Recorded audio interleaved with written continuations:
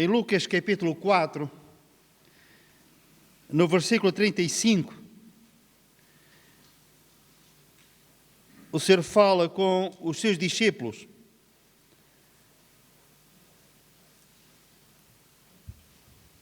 E diz aquilo que nós lemos nesse versículo 35. E naquele dia, sendo já tarde, disse-lhe Jesus: passemos para a outra banda.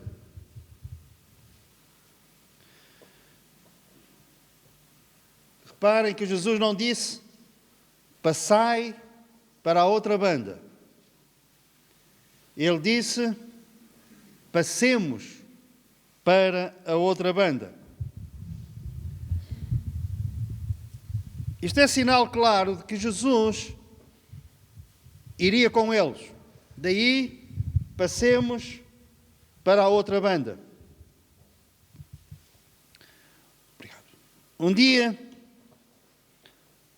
Jesus vai me dizer: Palmeiro, é tarde, passemos para a outra banda. Um dia, o Senhor vai dizer a cada um de vós, citando o vosso nome: é tarde, passemos para a outra banda.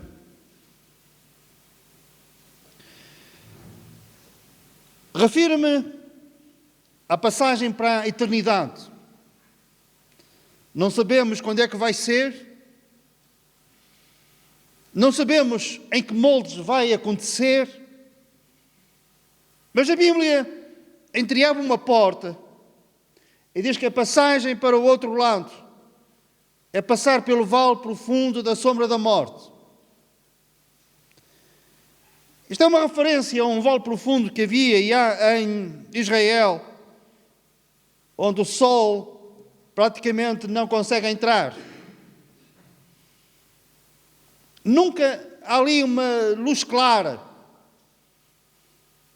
Parece que é um sítio onde existe só sombra. E então David, a pensar nesse sítio por onde ele já teria passado, ele diz: ainda que eu passe pelo vale da sombra da morte. Faz uma referência. E um dia nós vamos passar para o outro lado, para a outra banda. E David, quando cita este versículo no Salmo 23, ele diz: e quando eu passar por esse vale, eu não temerei mal algum. E ele diz: porquê? Porque tu estás comigo. Nós não sabemos quando é que vamos partir, como vamos partir, mas podemos saber e sabemos que não iremos passar para a outra banda sozinhos. Jesus diz: passemos para a outra banda.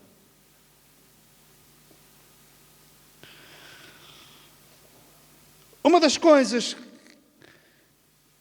que eu não esqueço, eu lembro-me frequentemente, alguns amigos, irmãos na fé, que passaram para a eternidade num quarto escuro de um hospital. Houve situações em que eu estive lá com esses irmãos na fé durante algum tempo, o tempo que me foi possível estar, às vezes até à meia-noite, mas depois despedi-me e fui para casa. E no resto da noite, essa pessoa partiu para a eternidade. E eu às vezes sentia-me culpado porque é que não estiveste mais tempo. Mas depois animava o meu coração, pensando que ele não passou pelo vale da sombra da morte sozinho.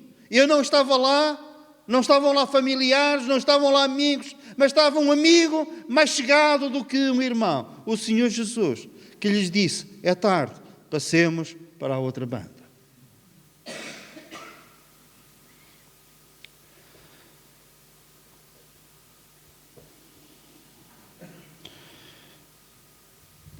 Um dia, o Senhor vai dizer à sua igreja: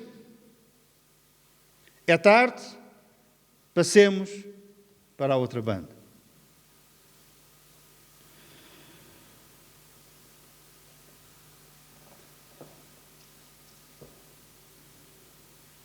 E reparem que a palavra de Deus também é consoladora quando nos fala acerca deste grande acontecimento que terá lugar, também não sabemos quando, mas sabemos que quando a igreja for chamada para a outra banda, irá atravessar território inimigo. Como também nós, cada um de nós, ao passar pelo vale da sombra da morte, nós lemos na palavra de Deus que Satanás, que o diabo, tem o império da morte. Mas nós não vamos fazer essa travessia sozinhos.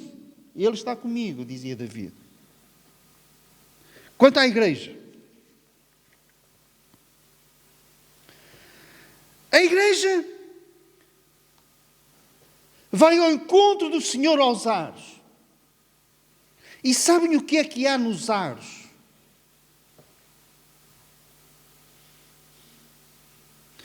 A passagem pelo cosmos, pelos ares, aquilo que nós chamamos, que a Bíblia chama o segundo céu. Nós vamos passar por território inimigo. A Bíblia diz que nós não temos que lutar contra a carne e o sangue, mas sim contra os principados, as potestades, as hostes espirituais da maldade. Temos que lutar contra os príncipes das trevas. Sabem aonde? A Bíblia diz, nos lugares celestiais. É onde Satanás tem o seu quartel-general.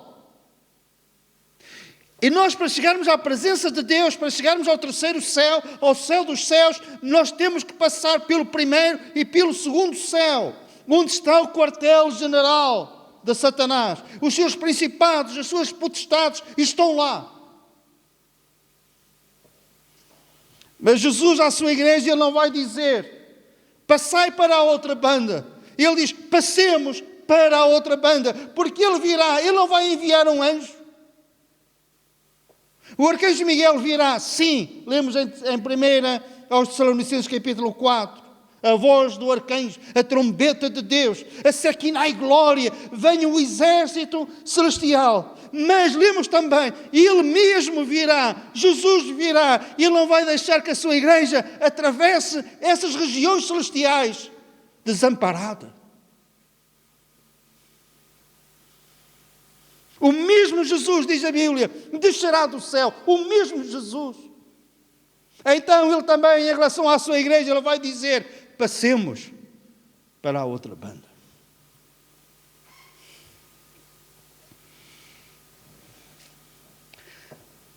Vamos ver alguns versículos desta passagem e iremos ver o quão útil e necessário foi Jesus estar com eles.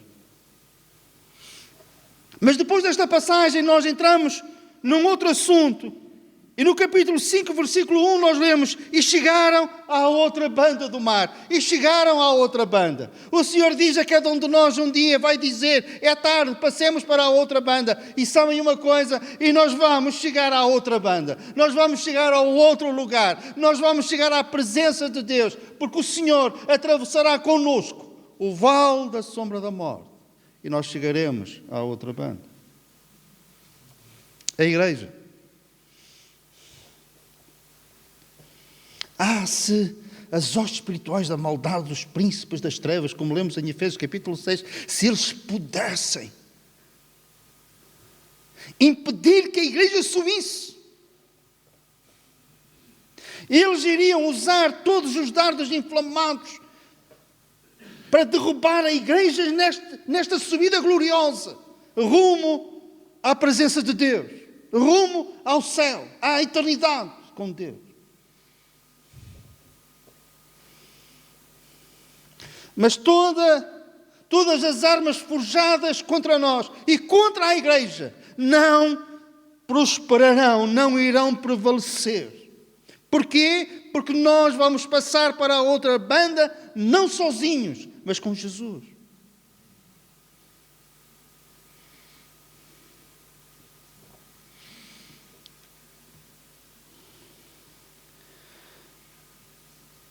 Eles entraram no barco e levaram Jesus com eles. Jesus promete estar connosco todos os dias, mas nós podemos não estar com Ele. Os discípulos foram sábios em levarem Jesus com Ele no barco. Foram sábios. E nós também temos este privilégio grande.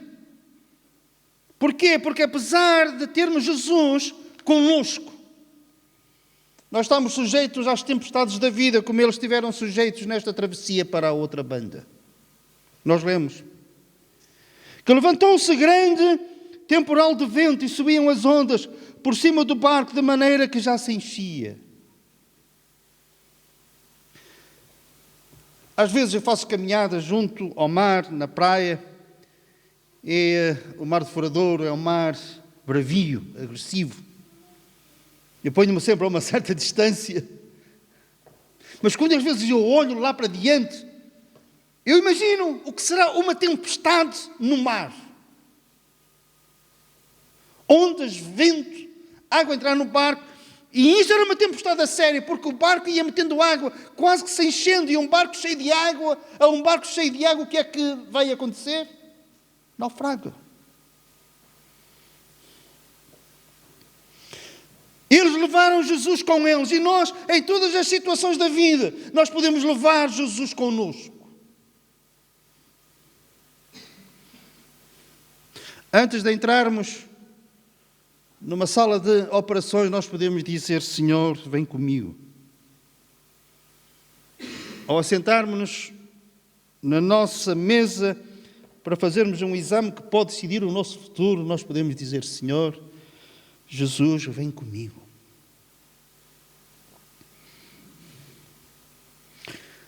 Antes de entrarmos numa entrevista para emprego, nós podemos dizer: Jesus, vem comigo.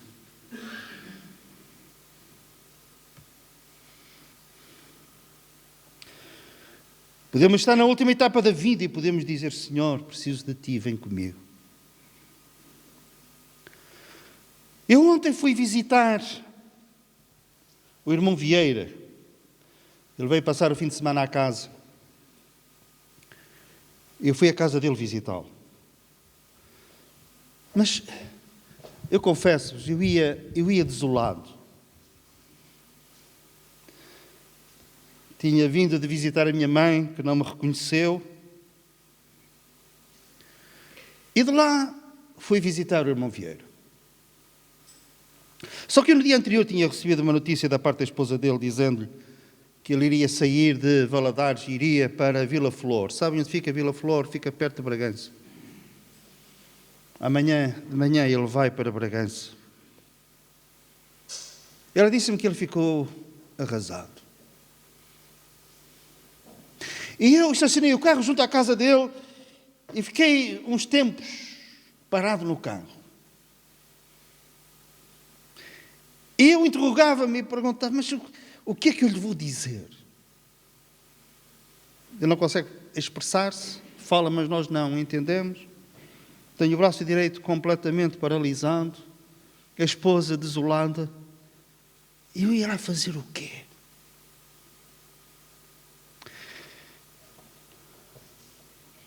Mas antes de eu sair do carro, eu disse: Jesus, Senhor Jesus, vem comigo. E saí do carro e foi.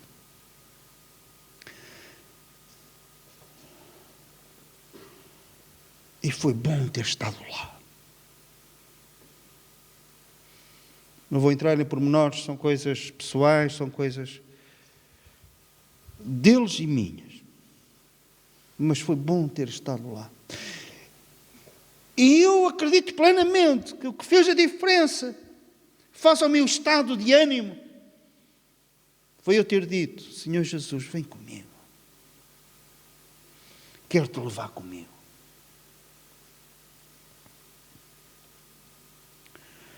Os discípulos, para fazerem aquela travessia para a outra banda, e eles levaram Jesus consigo.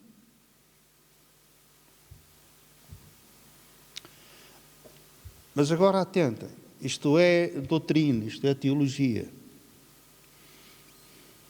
O facto de nós termos Jesus connosco não quer dizer que nós não tenhamos problemas, dificuldades e não tenhamos que passar por tempestades. Há quem diga que não.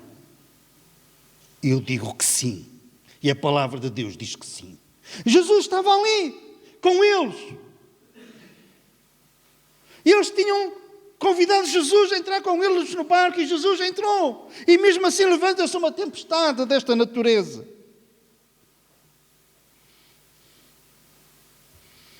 Jesus com eles no barco e o barco a meter água por todos os seus lados. As ondas a passarem por cima daquele barco. O vento uivava. Eles, homens do mar, experimentados, com outras tempestades, mas eles tinham só percebido que esta tempestade era uma tempestade diferente, era mais violenta. Esta tempestade estava ali para os afogar nas águas do mar. E curiosamente, Jesus no barco, cansado, arranja lá uma almofada ou faz uma almofada de qualquer coisa e adormece no meio da tempestade. A certa altura, eles aflitos acordam Jesus aos gritos, se calhar abanando, dizendo: Mestre, tu não te importas que nós morramos? Não se te dá que nós pereçamos. Tu não te importas. Nas tempestades da vida, nós nunca dissemos isto. Se calhar não, mas nunca pensamos isto. Afinal, Deus, ó Senhor, onde é que tu estás? O meu barco está a meter água por todos os lados, o vento furioso, as ondas, e eu aqui no meio disto. Onde é que tu estás? Tu não te importas. Se vocês nunca pensaram isso, eu confesso-vos que já pensei assim. Mais do que uma vez eu pensei assim. Sim, mas afinal, onde é que tu estás? E se não somos nós a pensar e a dizer, são aqueles que nos conhecem bem e nos veem no meio dessa tempestade e eles perguntam-nos: onde é que está o teu Deus? Será que ele está dormindo?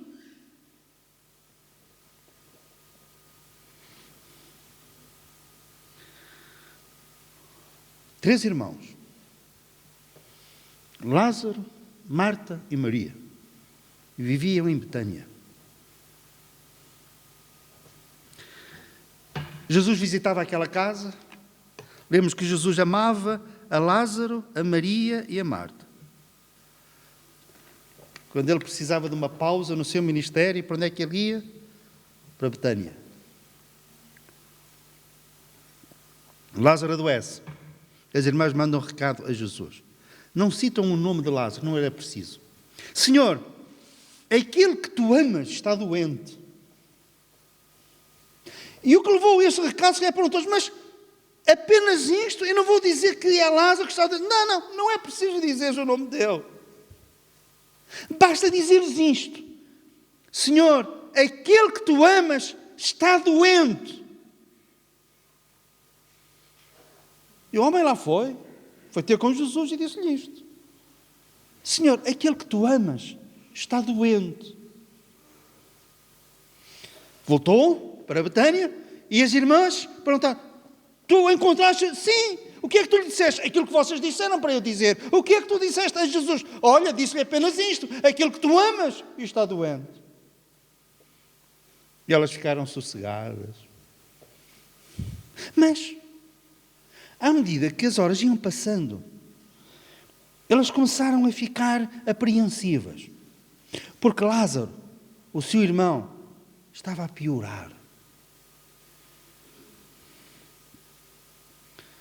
A esperança deu lugar a uma certa expectativa, mas já mais diluída. Olhavam lá ao longe, às vezes até saíam fora da porta e olhavam a ver se viam Jesus e nada. E passou um dia, passou outro dia e nada. E Lázaro morreu. A esperança, a expectativa deu lugar à decepção, à zanga, ao ressentimento. Eu acho que as duas irmãs conversaram quando Lázaro, o seu irmão, morreu. E elas conversaram. Partilharam a sua dor. Uma enxugou as lágrimas da outra. Mas depois surgiu uma questão. O que é que nós vamos dizer a Jesus quando Ele passar por aqui outra vez? Porquê é que eu penso assim? Porque Jesus passa por lá passados 4 dias de Lázaro estar sepultado.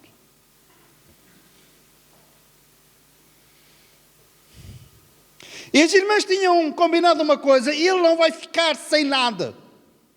Alguma coisa ele vai ouvir. E quando Jesus vai e entra naquela casa, uma das irmãs, Marta, disse: Senhor, se tu estivesses aqui, meu irmão não teria morrido. Por outras palavras, ele morreu e a culpa é tua. E vem Maria. Mas Maria disse uma coisa diferente. Não, ela disse precisamente a mesma coisa. Senhor, se tu estivesses aqui, meu irmão não teria morrido. Elas tinham combinado dizer a mesma coisa. Por outras palavras,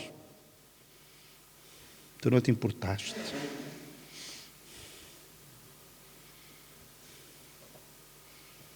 Senhor, estavas em Jerusalém.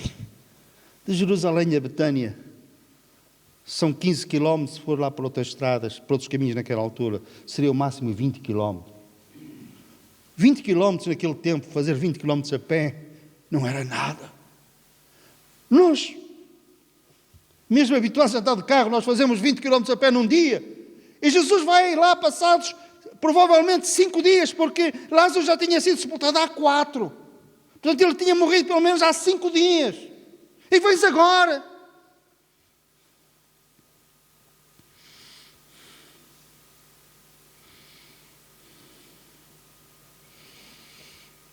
Nós sabemos o que é que aconteceu.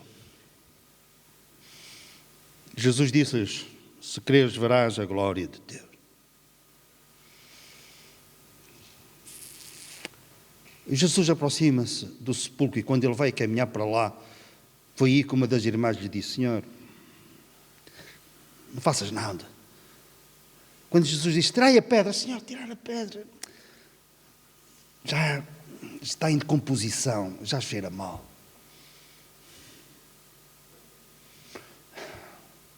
Jesus aproxima-se da porta do sepulcro. Diz: Lázaro, sai para fora. Estava ali uma multidão e alguns pensaram: ele é louco, ele vai passar pela maior vergonha de sempre. Mas Lázaro sai para fora, embrulhado naqueles lençóis, como era costume dos judeus. Ele sai para fora e Jesus disse: desamarrai-o e deixai-o ir.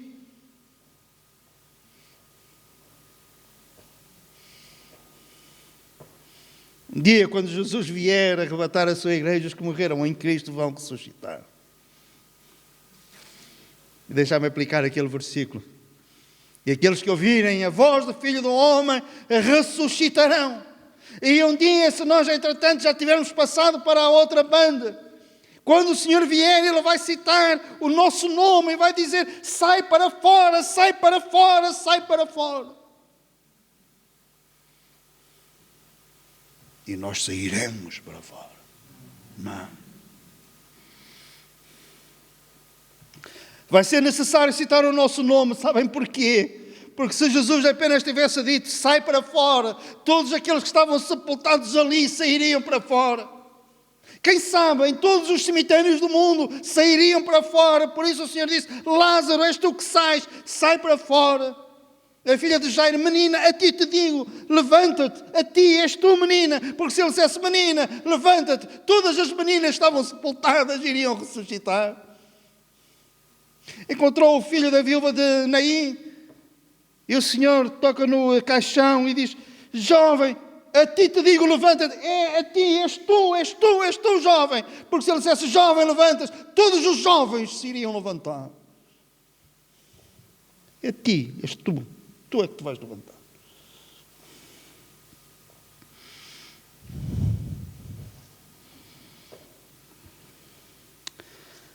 Acordam Jesus.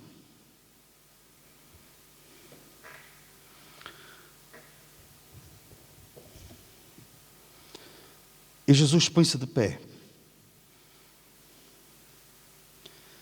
repreendendo o vento, disse ao mar, repreendeu o vento, é a mesma palavra que ele usava para repreender os demónios. Repreendeu, deu ordens.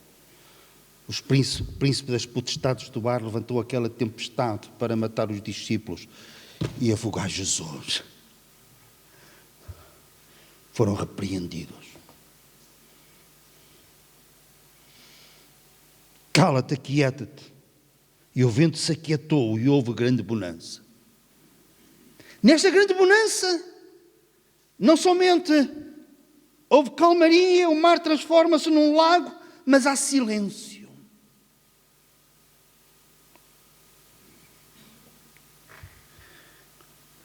Há uns anos atrás eu fui visitar as cataratas do Iguaçu. Temos ali irmãos brasileiros que se calhar estamos a visitar no sul do Brasil, fronteira com Paraguai. Muito longe. Eu nunca me senti tão longe de casa como naquele sítio. Dizia, estou longe. Mas o que me impressionou foi, à medida que nós íamos caminhando para ficar junto daquelas, para nos aproximarmos daquelas cataratas, a certa altura, o barulho da queda de água era tão grande, tão grande. Era um caminho estreito. E eu vi uma coluna que tinha algo escrito. E o que estava escrito era o Salmo 93, que diz assim: o Senhor é mais poderoso do que o ruído das grandes águas e do que as grandes ondas do mar. O Senhor é mais poderoso do que o ruído das grandes águas. E aquilo animou-me. Eu fui caminhando, o ruído era cada vez maior, mas eu lembrava, mas o Senhor é mais poderoso do que o ruído das grandes águas. Será que os discípulos citaram este versículo quando houve bonança? Como era apropriado. Era no alvo. Em vez disso,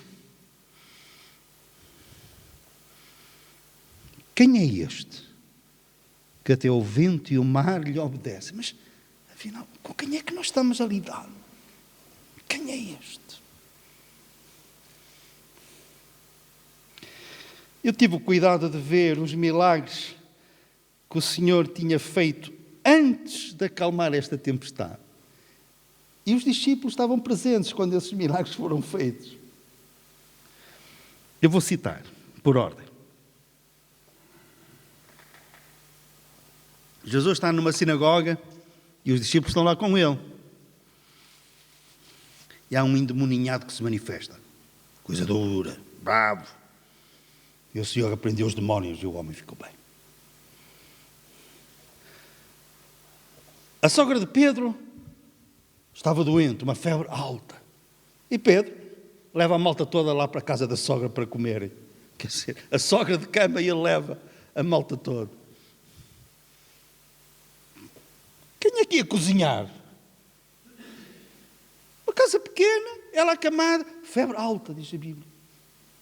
E leva tudo para lá. Correu bem, levou Jesus com ele. Jesus pega-lhe na mão e a febre o deixou. Já havia alguém que pudesse cozinhar. E ela depois levantou-se e servia-os. Fez logo lá uma comida para ele. E eles estavam lá. Um leproso. Senhor, se tu quiseres, podes limpar-me. O Senhor diz, quero ser limpo. Ele fica com a carne como a carne do menino. Pele como a pele do menino. Um paralítico. Jesus está dentro de uma casa, uma grande multidão lá fora, e eles levam o seu amigo paralítico numa enxerga, numa padiola. Mas eles não podiam entrar. Sobem ao teto da casa, fazem um buraco. Jesus, olha, tenho o paralítico à frente dele. E o Senhor curou o paralítico. E eles estavam lá. Está noutra sinagoga um homem, se calhar, vítima de AVC, sequelas, um braço paralisado, uma mão mirrada, e o Senhor diz, estou aí. E ele, se calhar, esconde-se atrás do outro, como quando nós éramos alunos e escondíamos-nos atrás do nosso colega para que o professor não nos chamasse ao quadro. Quando não estávamos preparados com a matéria, nós escondíamos. Não és tu.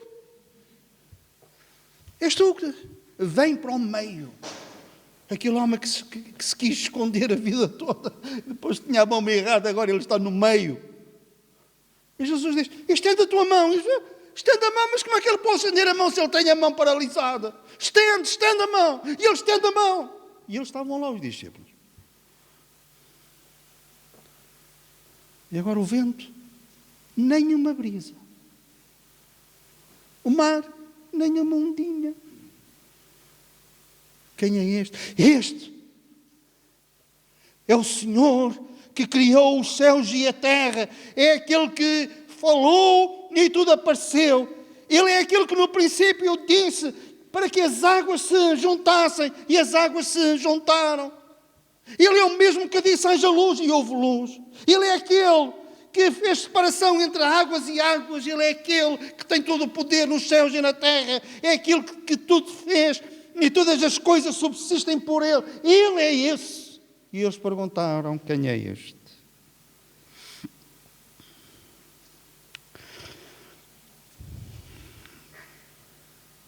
A Bíblia diz que cada bênção nos convém lembrar. Nós muitas vezes estamos tão preocupados com aquilo que não temos, que nos esquecemos daquilo que o Senhor já nos deu.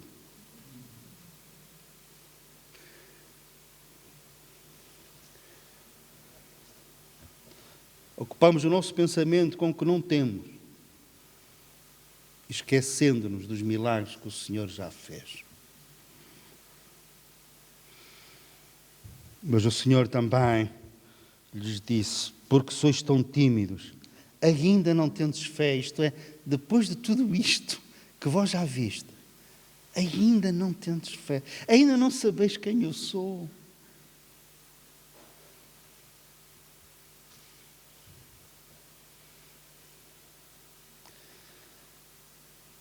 Ainda não tendes fé.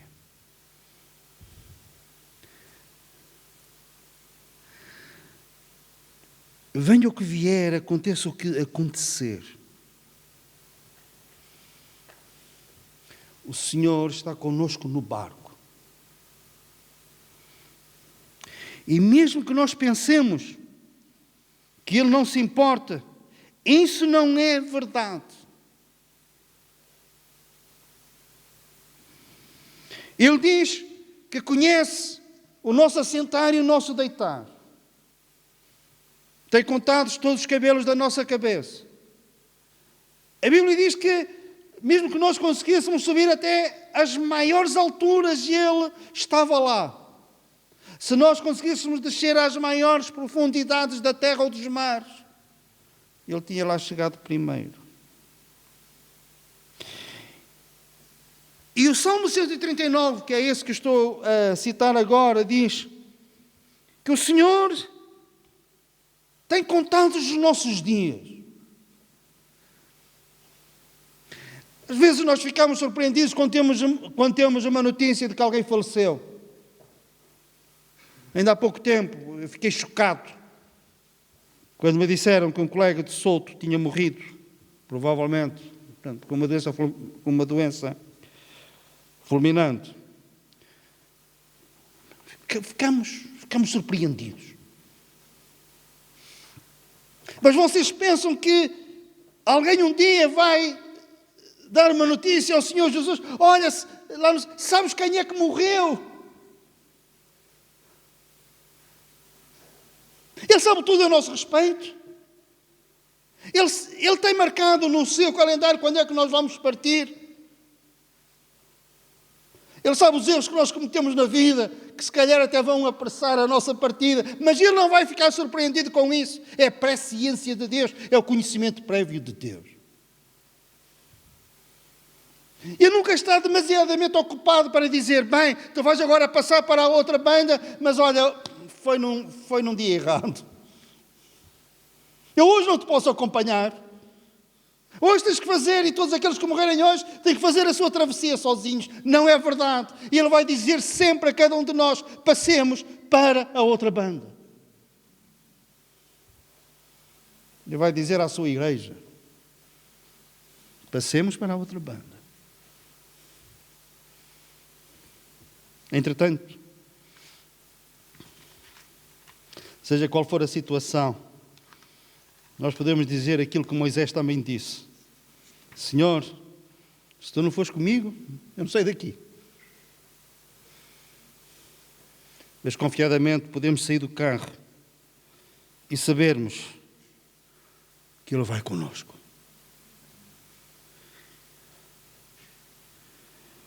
No dia em que eu temer, eu confiarei em Ti, disse o salmista. Tu vais estar comigo, seja qual for a situação da minha vida, seja qual for a tempestade que possa assolar a minha casa, a minha família, a minha vida. Porque Tu ainda hoje dizes a cada um daqueles que são Teus: passemos para a outra banda. O Senhor nos abençoe. Amém.